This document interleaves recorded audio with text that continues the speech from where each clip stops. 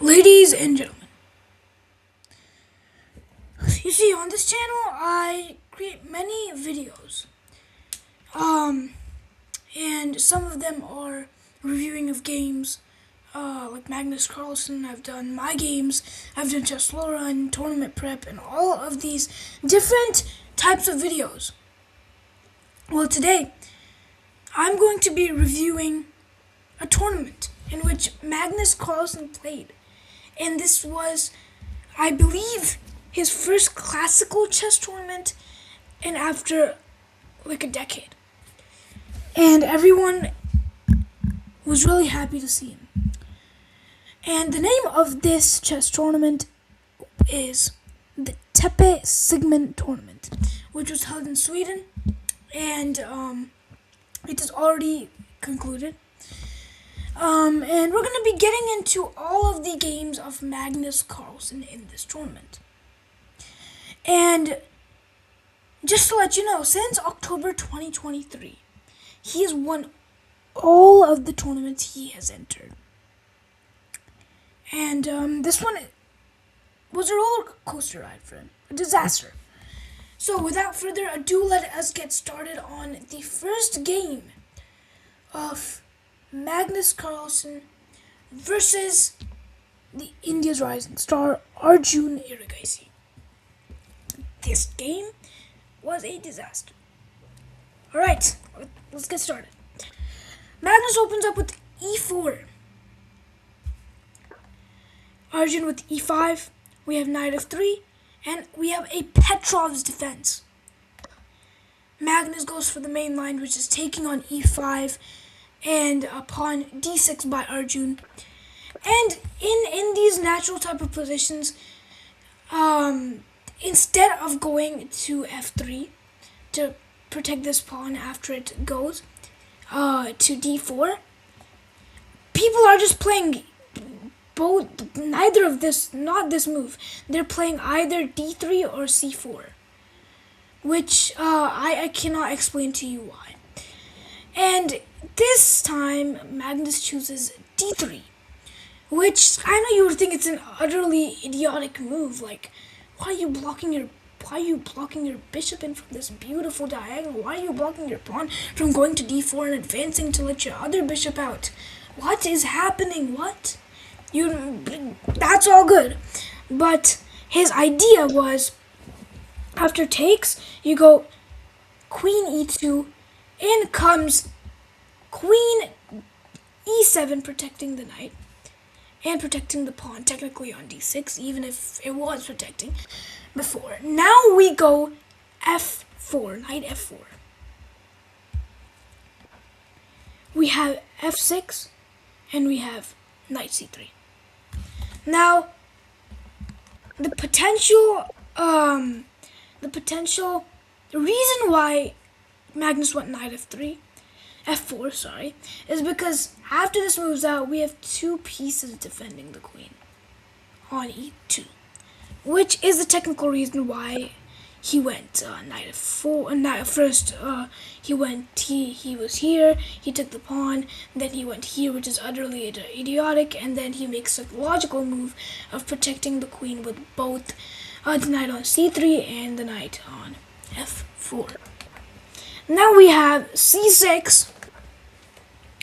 The best move would have been knight c6, because after that we have knight takes on we would have knight d5 and knight takes, and we would have knight takes, and then we would have this sort of position.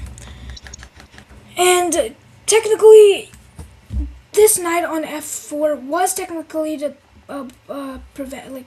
defend and go for an attack. So now, after that, we have c6 and d4.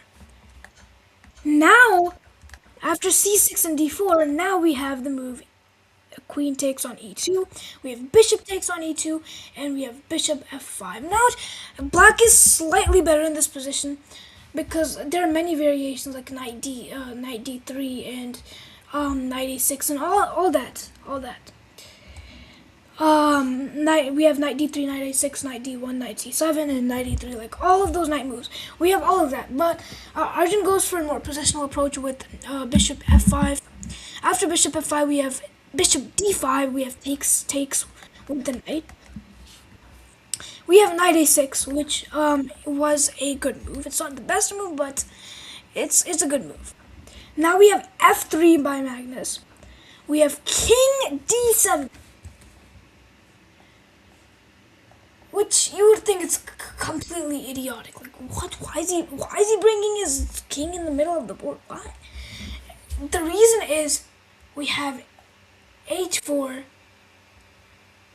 g6, bishop g5, and rook e8 check, and this would all be useful to Arjun in the in further positions. So, and as a matter of fact, king d7 is the best move in the in which is what the computer's saying. After that, we have king f2. Both players got their kings on the sides of the boards, and king f2 is the right move, the best move in this position. So both players played the best move. I mean, how utterly idiotic this is, and I cannot understand it. I cannot tell you what the thought process is of Magnus and Arjun. Am I coming dull right now? I feel like the camera. Oh, that's the other way. Oh, that's the other way. Okay. Yep. And let me turn that. Perfect. All right. Well. Yes, that seems completely idiotic, but they have their reasons, so whatever. I don't care. Now we have g6. I think looking to fianchetto the bishop. Yep. Now Magnus goes for the attack. Attacking on the queen side. Potential threats to this, to the knight, and then we might have some repositioning of the knight. We have a4. a4, bishop g7, fianchetting the bishop, having the long diagonal. And now we have bishop d3. Why bishop d3? The reason is if we have like any position like h5, if we can have h5, which is what Arjun actually plays. We can have knight e2, which is what Magnus plays.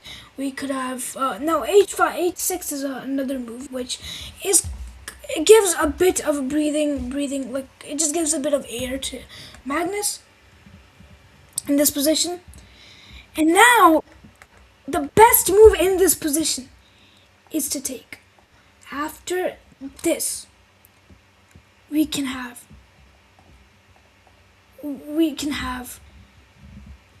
b4 going for the attack, which is what Magnus plays.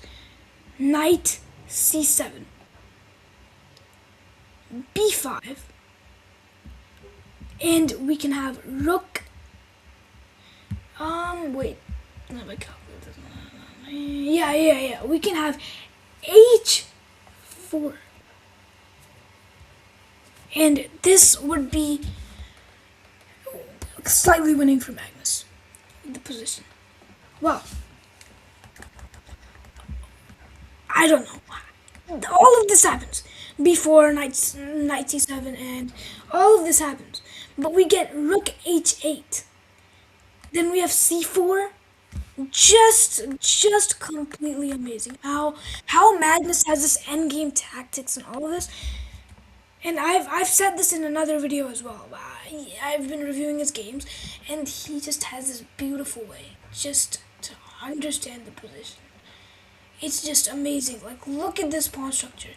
If takes, and even though Magnus is slightly worse, he still has a better chance of winning this. It's probably going to be a draw. Now there is knight e6. The reason is we can have rook a b1, rook hc8, and rook hc1. All of this is by the computer. I'm not calculating this, but yes, that's the main line.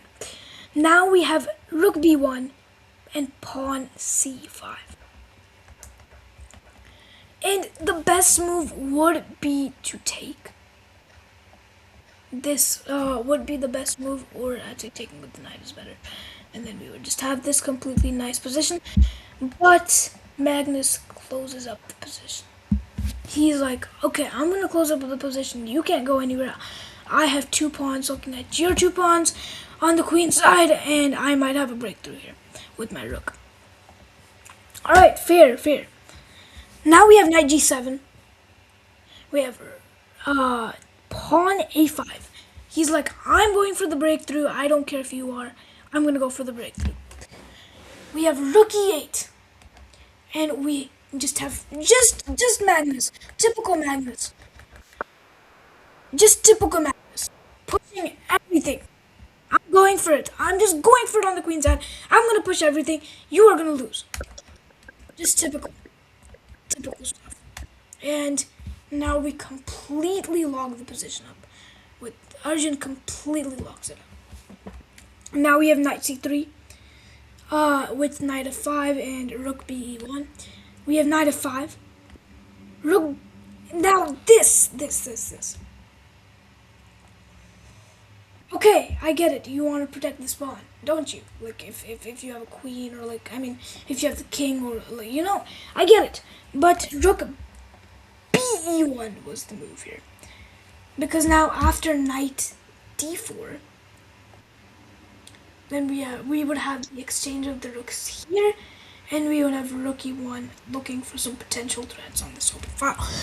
But that's not what Magnus goes for. He goes for rook he1, which is completely fine. I don't know. I don't argue with that. But now we have knight d4, and we have pawn h4, which leads to a draw. Which completely leads to a draw. And this is slightly losing for Magnus. The reason is, after knight d4, you should have captured the rook. And after king captures it, then you would go rook e1 check, king d7, and you would have some potential ideas of knight e4. But this is what leads to the draw. And once you go h4, there's no coming back. Knight c2, swooping in with the knight. Arjun attacks the rook on e1. We have takes with the rook, I guess. And rook c1. And we have this completely up-down position we have here. And now we have knight f5 again. And we have pawn to g3. I mean, what? I don't understand this. I mean, going. Oh, no. That's not the move. Going here, protecting the pawn. Well. King d8. King c8. King d8. King c8 was the move. I mean, king c8 or king c7. Either of these would have worked.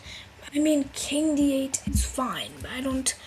I'm not gonna argue with that move, but I feel like king c7 or king c8 would have been better. We have knight c3, we have knight e3, and we have almost, yeah. We just have a repetition, and it's a draw. So this is crazy. I mean, so this was just a roller coaster. We have the Petrov's defense. Takes main line, goes d3, we have takes, we have queen e2, queen e7, we have knight f4, we have knight f6, we have knight c3, and we have takes, and takes. And then this is just completely queen side, attacking it, keep going, push, and then we lock the position in completely. We have knight c3, and then this is just fine, and then yeah, we just have the repetition of moves, and this is a draw. Fair game, fair first game for Magnus. I'm not gonna say anything about that, but now let's go to the second game, which is against Niels Grandilius. and Magnus here has the black pieces. Okay, let's get started. We have d4 knight f6, the Indian game. We have a fairly Benoni takes, and we have d6 to prevent. Uh, we have black pawn to d6 to prevent the white pawn to d6. I don't understand. Okay, now we have e4. We have pawn g3 looking to fianchetto, and we have fianchetto. Bishop e3. And we have castles. Queen. I feel like queen e7 would have been better, but putting some pressure on this line. But okay, fair. We have the move. We have the move castles. We have knight f3 and bishop g4. Now Now we have knight d2 and we take. Magnus takes and queen takes. All right, fair position.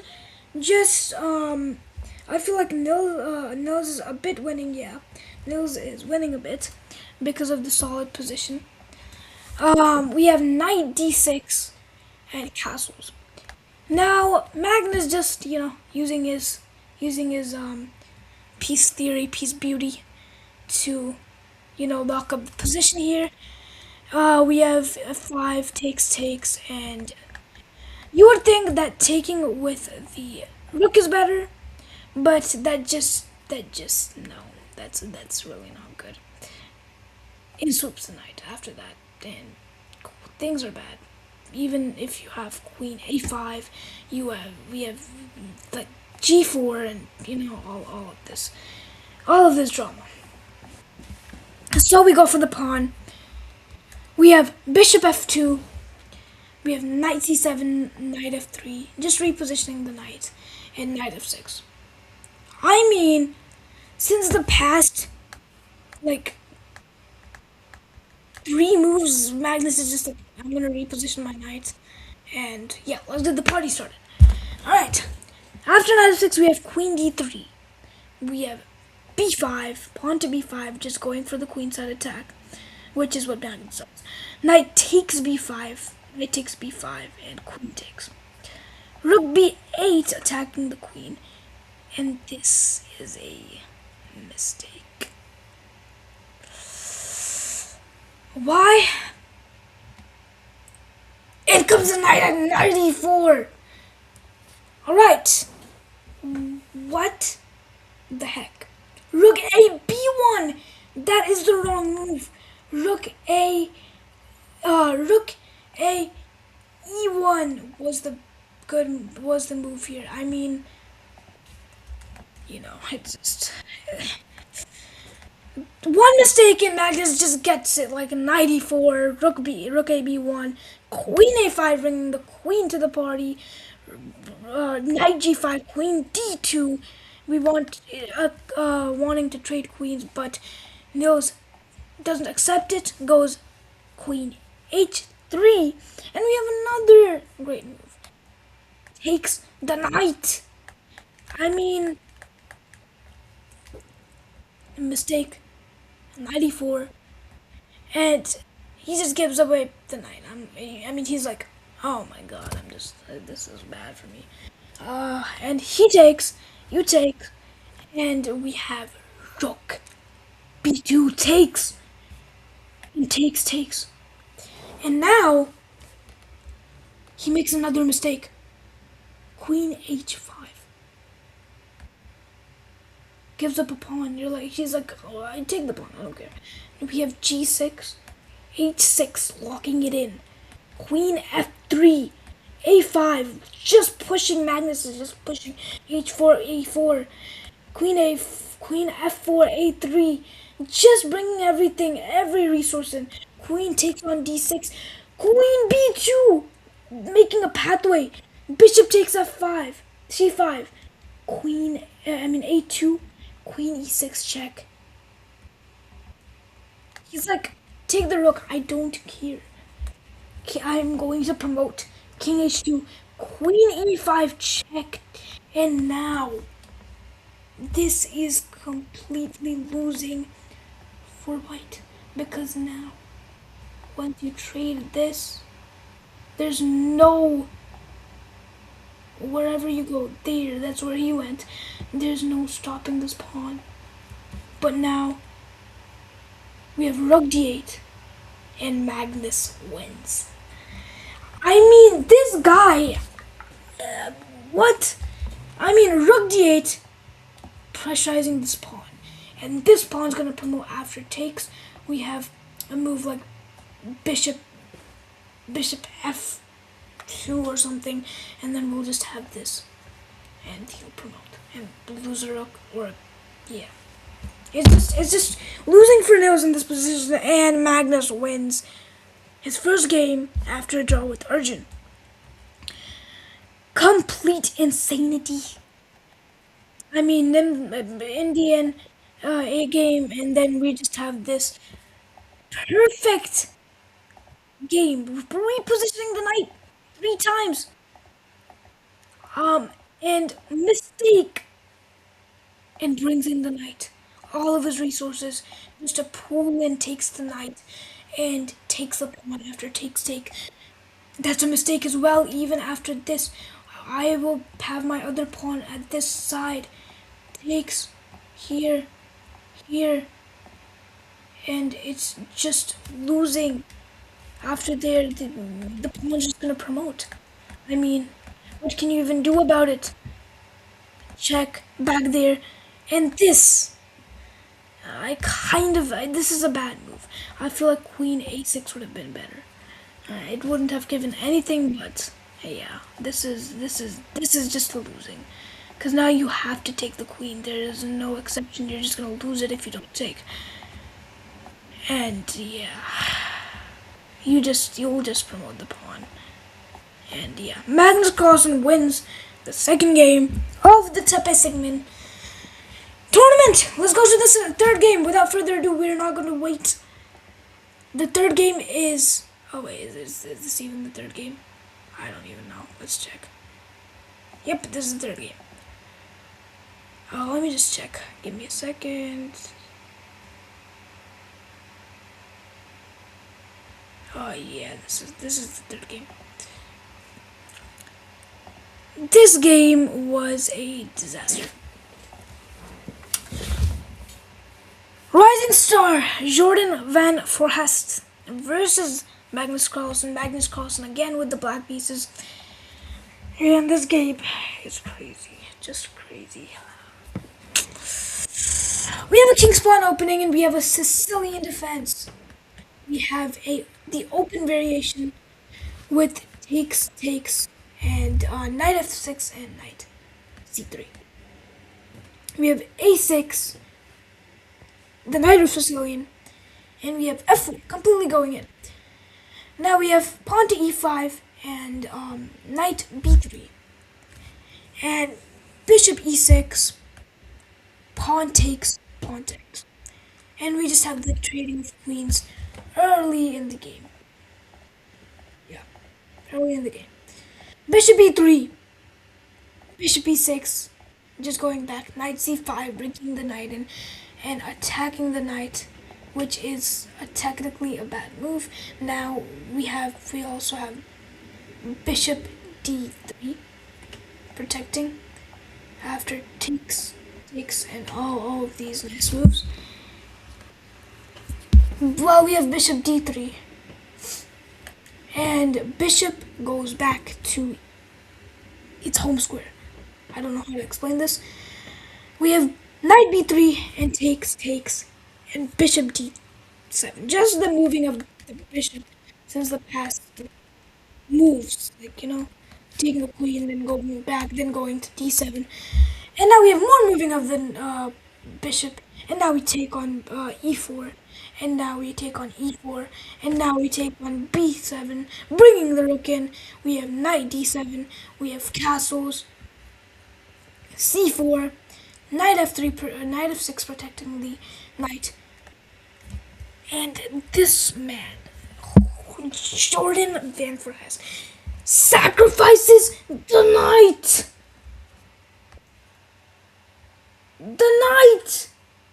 I mean, why? If you take We have rook b8 check, king e7, and you lose the rook. I mean, this is complete insanity by Jordan. How does he find it? The sequence of moves is crazy. Oh my god. Rook takes c4 and rook a8. Now, this is a great move, just pushing for the pawn. Rook b6. And we are just having a complete breakthrough right here. This is a mistake. He misses it. The move was rook to e1. After whatever move you play, h5 or whatever, we have rook a4, and you just target this. Even if you have to give up a rook, you still have this pass pawn that can still go to promote. But he misses it, and we have e6 again. And it's just completely like he's hoping for a draw, but it's not gonna happen. Rook d1 and knight d5, and we have it.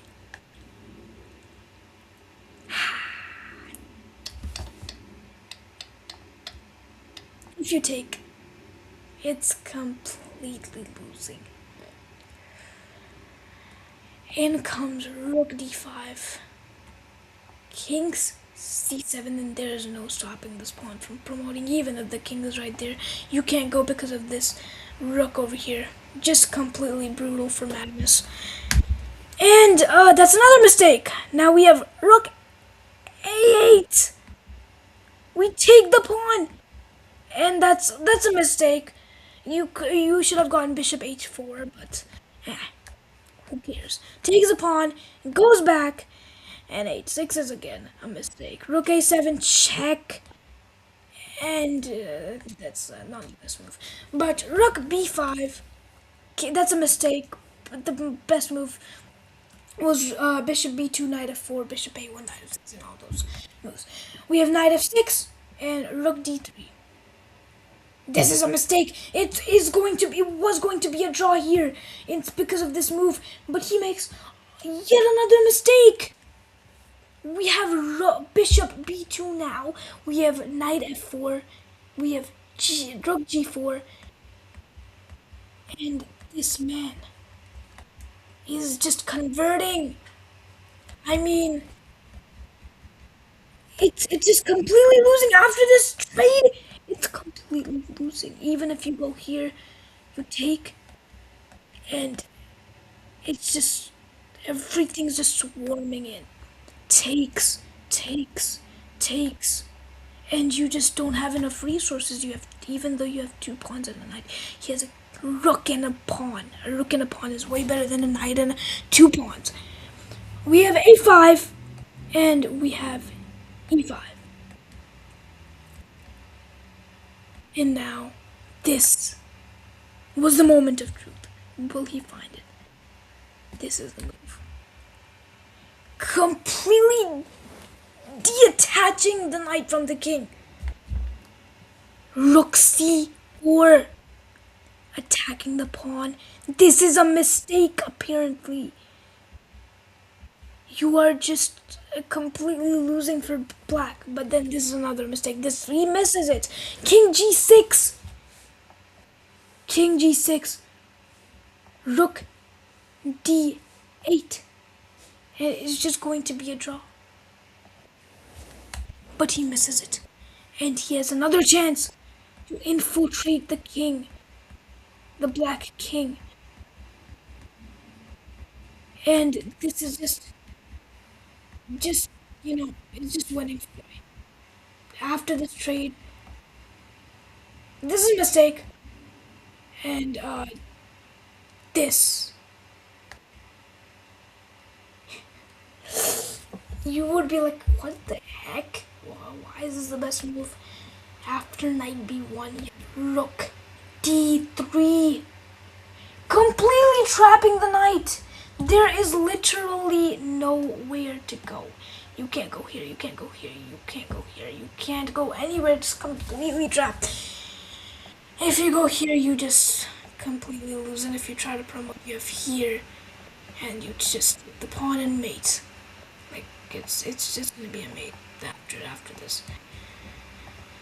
And Magnus, for the first time, loses. For the first time, Magnus loses in this tournament. And what a game by Jordan van Forest. I mean, knight sacrifice for a rook.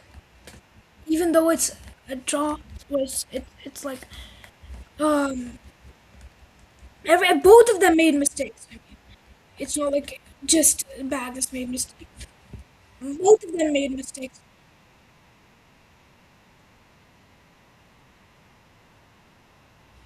But at the end, he completely chopped the knight with rook d3. Okay, he loses the first game. Okay, we have Magnus Carlsen versus Zhu Jinier, the rising star of China. Or is that China? I don't know. Yeah, it's China.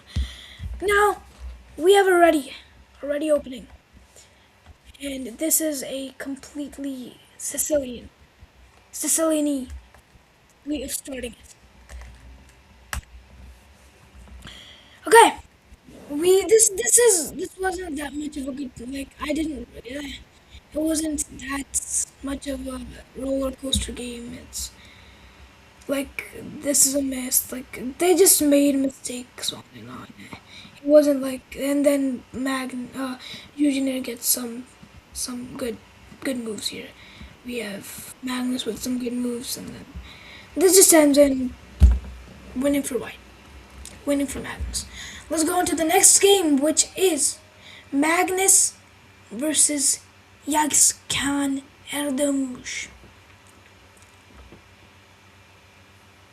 If you don't know who Yagskan Erdemush is, he's a rising chess prodigy. He's the best chess prodigy of the chess prodigies, if I can say that right.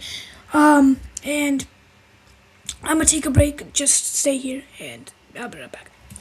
Alright, I'm back. Let's get started. We have the Queen's Pawn opening, and this is a Queen's Gambit accepted central variation by Magnus. And we have trading of queens in early in the game, and Magnus is just a tie. Takes, and they're just going to trade all the pieces. We have King F2, which is the best move. I don't know how, but yeah. Rook C8, Knight D2, and in comes the knight. Bishop E2, and looking to get the rook in the game. If you take, the rook gets in, and it just has a free file right there, just waiting for it. And that's what they go for. Rook C1, rook HC1, looking for a rook trade, which happens, and we just have the repositioning of the knight, letting the pawn go to E5, and Magnus is like, hey, you can take it. I do not care. If you take it, you're cooked. Because I have rook d7. Perfect. After king e7, I just double your pawns up. Yeah, you have rook c8. But, I mean, this is a good move, I guess. Even though, wait, no, that's not a good move. Because then you have bishop e5. That's not a good move. Rook c8 is the move here. After rook c8, we have king e3, bringing the king right into the middle here, attacking all of its pieces. But that's not what happens, obviously. You don't take. He doesn't fall for it. King e7 right away, and we have f4. Rook c8, and a3 just going for it, having a trade of pawns, and bring the other rook in, trading the rooks, and getting the bishop out of the way. You don't want to trade. I don't want to trade. Just go away. King e3, bringing the king in. Knight c6, and knight f3, and b5. b6, just going for the attack. Magnus is just going for it.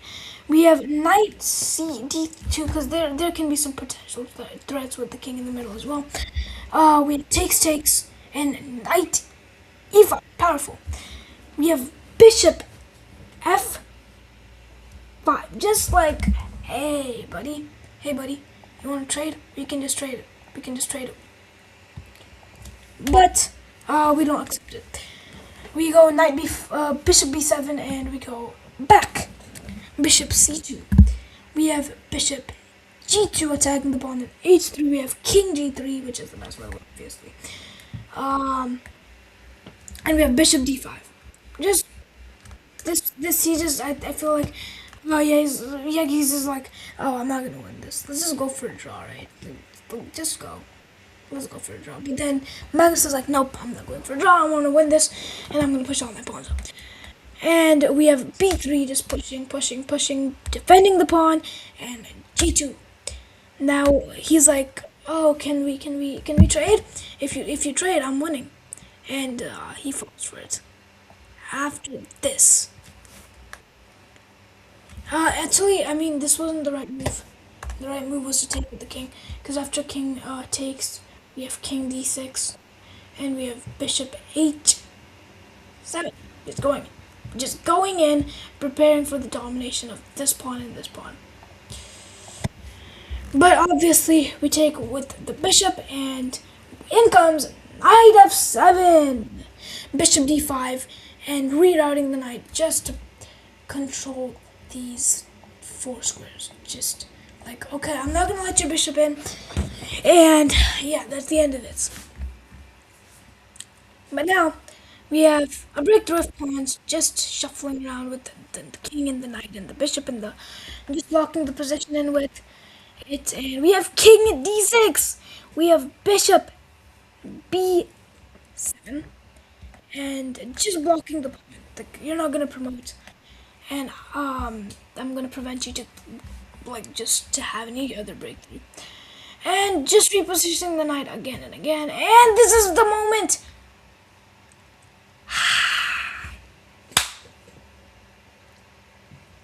Why would you play this? Why would you play this? Once you play this, there's no going out. You just infiltrate this side of the board and take all these pawns. Oh my god. And he's going for it. I mean, buddy, I can just swoop in. Even if you do that, I take. And if you try to go here, I have bishop a6. And now he tries to block that. But then we have this move. He takes, and we have takes. And even though we don't have a6, we have h3 preventing. We have 2 pawns, bishop. You are down a pawn, and you have a knight. You are not winning, and then we just have this completely absurd and ridiculous and mind-blowing position from Magnus. I mean, just crazy. I'm going to promote. You can't do anything if you try to, if you bring in the, I'm still going to promote, and you have to take. There's nothing you can do if you try to promote, or if you try to get your king. And I am just going to infiltrate with my pawn, just going for the promotion. You're not winning. And this game is a roller coaster indeed. Magnus Carlsen just going crazy in these games. And trading all the pieces in the start, but then having a positional advantage, going for the attack on the queen side and the king side.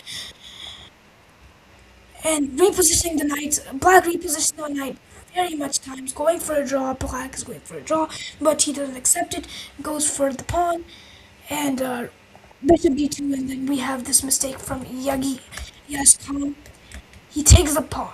He takes the knight, which is a mistake, and this is not the best move. It brings the knight with repositioning that, and we just have this absurd position, blocking the pawn, and this is a mistake. Allows to infiltrate, takes, and yeah.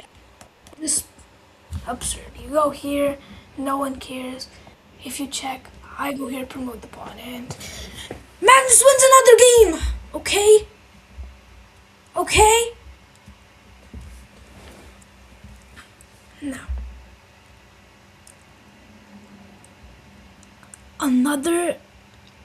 other games in this were Arjun Irugasi. So overall,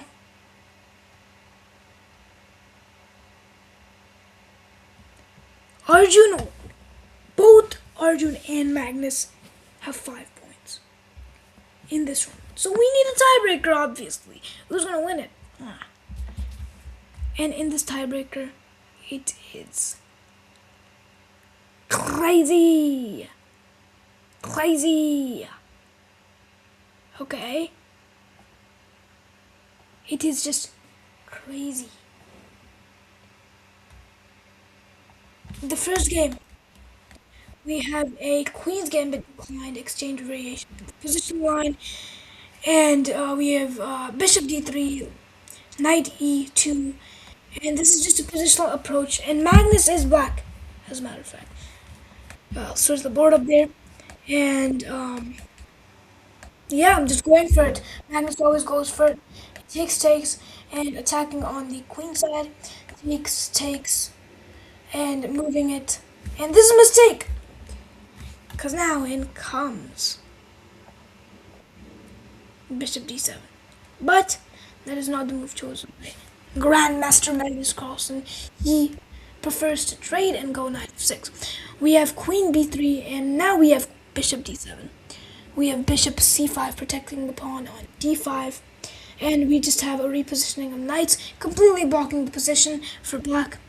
And in comes the queen. And we just have a shuffling of pieces here. We take the pawn, and queen f4, h3, and bishop a8, e8. Sorry, this is a blunder. A blunder. Why? Queen e3. If you play queen h2, queen f4.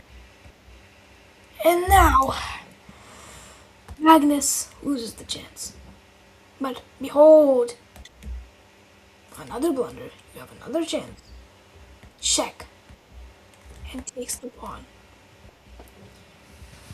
And this is completely losing for white. I mean, in comes, if you take, then lose. It's just okay. We have a check. If you move your king or otherwise, I just take your queen, and you're completely lost, Arjun. This is the first game of the tiebreakers, and Magnus wins. Right. Second game, Magnus with the white pieces this time.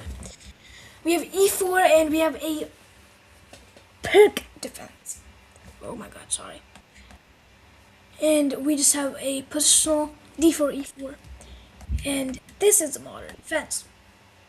Just kidding. This is the whatchamacallit? Brick. And this is called the classical quiet system. Quiet. You can see that. I mean, it's quiet. There's nothing going on. We have castles, and we are just going for it, Magnus. We are just going for it. And we completely lock up the position. We have knight e7, and then he just... Arjun is like, hey, I have 4 pawns, I have 5 pawns. Why not bring another pawn? This is a mistake. And we have b5. We just have the repositioning. And this is another mistake, because now we have queen c7, c4 takes, and we just... This is not the right move, because then you just completely lock up the position. The best move was to take. And that's not what happened.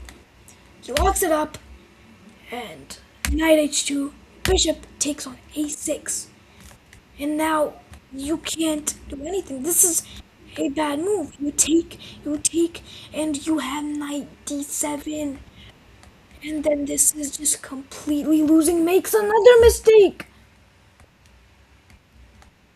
allowing to get forked, and I mean, this is just wow. This is just completely losing. And well, always, Arjun wins. We have one more tiebreak round. Hold it, people. Last round. And now this round, it's a bit of a um. It's wait what? Wait, whoa. Oh wait, I'm in the wrong one. Sorry. This one. Nope. This one. Nope. This one.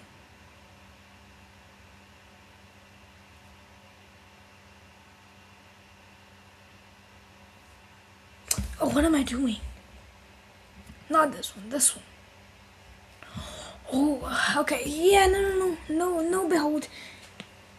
Magnus wins the Sigeman tournament.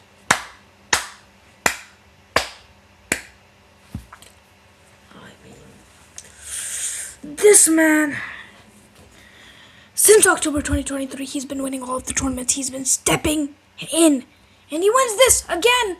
I mean, just crazy. And this is it for this video. Hope you liked it. Like and subscribe, and yeah, just get out of here.